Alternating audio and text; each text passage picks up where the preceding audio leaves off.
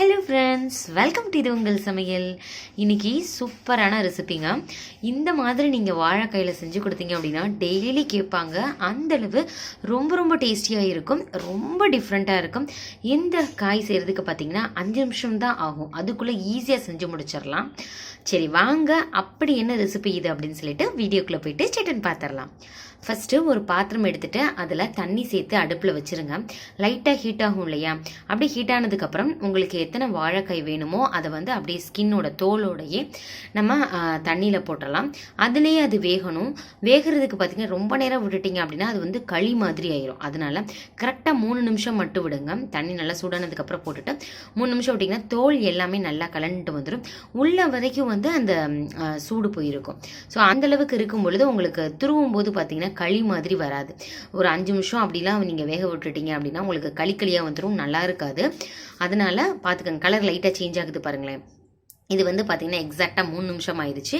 இப்போ நம்ம வந்து இந்த சைடும் இதே கலரில் வந்து சேஞ்ச் ஆகணும். ஒரு 1.5 நிமிஷத்துலேயே ஒரு சைடு சேஞ்ச் ஆயிரும். இந்த கலர் மாறினதுக்கப்புறம் நீங்கள் பரட்டி விடுங்க. 3 நிமிஷத்துலேயே இது ரெடி ஆயிரும். இப்போ அடுப்பை ஆஃப் பண்ணிவிட்டு நம்ம எப்பயும் தோல் எடுப்போம் இல்லையா, அந்த மாதிரி எடுத்துடலாம். கலர் நல்லா சேஞ்ச் ஆனதுக்கப்புறம் இதை ஒரு தட்டுக்கு ட்ரான்ஸ்ஃபர் பண்ணிடலாம்.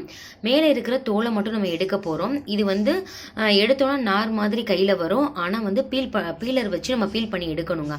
அப்போ தான் உங்களுக்கு நல்லாயிருக்கும். பாருங்களேன், இந்த மாதிரி வரணும். கையில் எடுக்கிறதுக்கு கரெக்டாக இருக்குது.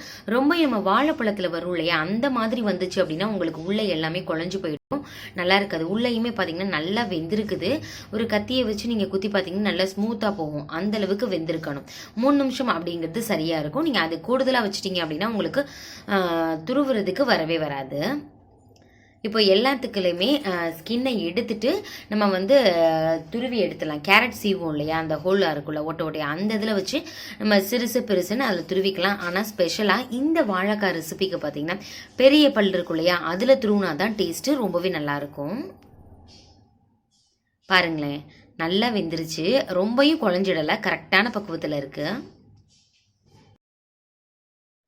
வாழைக்காயில் நீங்கள் நேரம் ஆக என்ன ஆயிரும்னா கருப்பாயிரும். அதனால் ஒரு இதில் நீங்கள் செஞ்சு முடிக்கவுமே, ஒரு வாழைக்காயை நீங்கள் வந்து ஸ்கின் எடுத்ததுக்கப்புறம் உடனே நீங்கள் துருவிட்டு அடுத்த வாழைக்காயோட ஸ்கின் எடுத்தீங்க அப்படின்னா சரியாக இருக்கும்.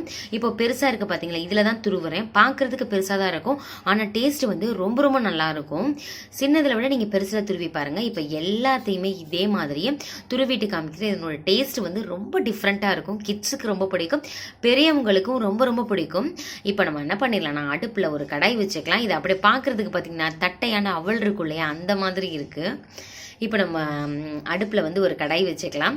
வச்சுட்டு இதில் எண்ணெய் சேர்த்துக்கங்க. நீங்கள் வந்து இதில் தேங்காய் எண்ணெய் சேர்த்திங்க அப்படின்னா டேஸ்ட்டு அமோகமாக இருக்கும். இல்லாத பட்சத்தில் நீங்கள் வந்து நல்லெண்ணெய் கூட சேர்த்துக்கலாம். தேங்காய் எண்ணெய் சேர்த்துட்டு கொஞ்சமாக கடுகு, உளுத்தம்பருப்பு தாளிக்கிறதுக்கு இது மட்டும் சேர்த்துக்கலாம். அதுக்கப்புறம் காரத்துக்கு தகுந்தாப்புல நீங்கள் வத்தல் சேர்த்துக்கோங்க. நம்ம பார்க்கும்பொழுது ஒரு பிளேட் நிறையா இருந்துச்சு இல்லையா, அது கொஞ்சம் வந்து வத்திருங்க வதக்கும் போது.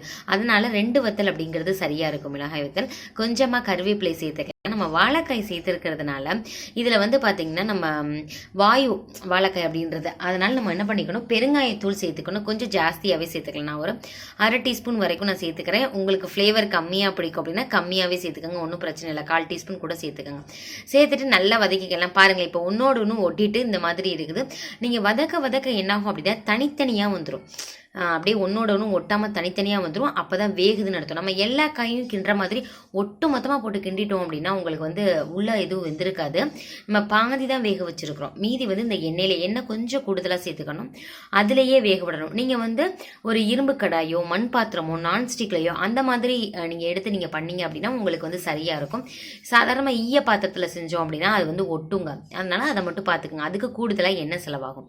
இப்போ இதுக்கு தேவையான அளவு உப்பு சேர்த்துக்கலாம். நீங்கள் உப்பும் காரமும் வந்து பெர்ஃபெக்டாக இருக்கணும். இதில் பார்த்தீங்கன்னா உங்களுக்கு உப்பும் அப்புறம் நம்ம சேர்த்து இல்லையா பெருங்காயத்தூளோட ஃப்ளேவர், அதுவுமே சூப்பராக இருக்கும் இந்த வாழைக்காய்க்கு ஸ்பெஷலாக. உங்களுக்கு மஞ்சள் கலரில் வேணும்னா மஞ்சள் தூள் மட்டும் லைட்டாக சேர்த்துக்கலாம். பாருங்களேன், ஓரளவுக்கு வெந்துட்டு வருது. கலர் வந்து வெள்ளை கலராக இருந்தது, ஓரளவுக்கு பாருங்களேன் லைட் ப்ரௌன் கலராக மாறிட்டு இருக்கு. எல்லா சைடுமே வேகணும். ஓரளவுக்கு நல்லா வந்து பிரிஞ்சு வந்துருச்சு பார்த்தீங்களா, ஒன்றோட ஒன்று ஒட்டாமல். இந்த நேரத்தில் என்ன பண்ணிக்கணும் அப்படின்னு கேட்டிங்கன்னா, தேங்காய் எண்ணெய் இருக்கு இல்லையா, அது 1 டீஸ்பூன் மறுபடியும் நம்ம சேர்த்தோம் அப்படின்னா அப்படியே கமகமனும் சூப்பரான வாசத்தில் இருக்கும். தேங்காய் எண்ணெயோட ஃப்ளேவர் வந்து அட்டகாசமாக இருக்குங்க. இப்போ என்ன பண்ணிக்கலாம்னா ஓரளவுக்கு ஃபைனலாக ஆஃப் பண்ண போகிறோம் அப்படின்னு தெரிஞ்சதுக்கப்புறம் தேங்காய் இருக்கு இல்லையா, அதை வந்து ஒரு கைப்பிடி நிறைய துருவி எடுத்துக்கோங்க. தேங்காய் வந்து கட்டாயம் சேர்க்கணுமா அப்படின்னா தேவையில்லை. உங்களுக்கு கூடுதலாக டேஸ்ட் வேணும் அப்படின்னு நினச்சிங்கன்னா நீங்கள் தேங்காய் எண்ணெய் சேர்த்தோலையே அது மாதிரி தேங்காயும் சேர்த்துக்கலாம். நல்ல ஃப்ளேவராக இருக்கும். எப்பயுமே எந்த ஒரு பொருளுக்குமே தேங்காய் எதிரியாச்சும் அரைச்சி ஊற்றுறீங்க, இல்லை வந்து இந்த மாதிரி காய்க்கு தேங்காய் துருவல் சேர்க்குறீங்க அப்படின்னா அதுக்கு தேங்காய் எண்ணெய் யூஸ் பண்ணி பாருங்கள். அதனோட டேஸ்ட்டு வேறு லெவலில் இருக்கும். இப்போ வந்து ஃபைனலாக ரெடி ஆயிடுச்சுங்க. உங்களுக்கு தேங்காய் துருவல் தேவையில்லைன்னு நீங்கள் இதை மட்டும் ஸ்கிப் பண்ணிடலாம். இப்போ தனித்தனியாக வந்துருச்சு பார்த்தீங்களா, எல்லாமே வெந்துருச்சு, கலர் நல்லா மாறிடுச்சு, ரொம்ப ரொம்ப அட்டகாசமான டேஸ்ட்டில் இருக்குது. இந்த நேரத்தில் தேங்காய் துருவல் நான் சேர்த்துக்கிறேன். இனி இதை சேர்த்தோன்னா இன்னும் கொஞ்சம் டேஸ்ட்டாக இருக்கும். சேர்த்ததுக்கப்புறம் ஒரு நிமிஷத்துக்கு நல்லா வதக்கி விடுங்க. வதக்கிட்டு நீங்கள் சாப்பிட்டு பாருங்கள், சாப்பிட்டுட்டே இருப்பீங்க. அந்தளவுக்கு ரொம்ப டேஸ்டியான இந்த வாழைக்காய் ரெசிபியை நீங்களும் செஞ்சு பாருங்கள்.